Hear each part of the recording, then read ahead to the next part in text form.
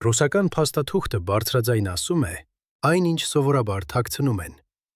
Հայաստանի ընտրություններից մեկ ամիս առաջ Blank Spot-ը հրապարակեց գաղտնի ֆայլի մանրամասներ, 2026 թվականի Հակափաշինյան ուղղությամբ աշխատանքի ծրագիր վերնագրով։ Եվ ոչ, սա միայն մեկ քաղաքական գործչի մասին չէ։ Սա ձեռնարկ է, ինչպես թեքել ընտրական տրամադրությունը։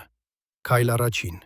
ամբողջ քվեարկությունը դարձնել անձնական հանրաքվե Փաշինյանի դեմ, ոչ թե ծրագրերի ընտրություն։ Քայլ երկրորդ, թույլ չտալ, որ իշխանության պատկերը լավանա մինչև հունիսի 7։ Քայլ երրորդ, լցնել ինտերնետը։ Փաստաթուղթը առաջարկում է ռուսամետ նարատիվների ներկայությունը բարձրացնել օրական մոտ 1 միլիոն դիտումից մինչև 3 միլիոն։ Քայլ չորրորդ,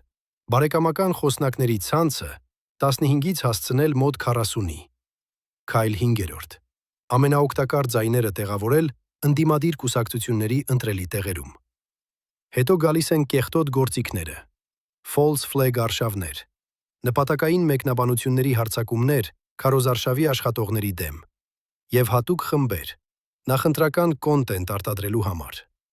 Blank Spot-ը ասում է, որ ստուգել է փաստաթղթի ծագումն ու իսկությունը, բայց չի կարող ապացուցել դրա որ մասն է իրականացվել։ Բայց մեթոդը տեսանելի է. մարդկանց բարկացնել, հոգնեցնել, ստիպել ոչ մեկին չվստահել, հետո ասել, ընտրությունը արդեն կորած է, կեղծ է կամ